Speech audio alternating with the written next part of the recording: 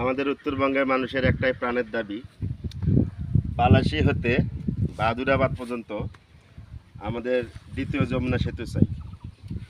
এই দ্বিতীয় যমুনা সেতু আমাদের গাইবান্ধা মানুষের প্রাণের দাবি।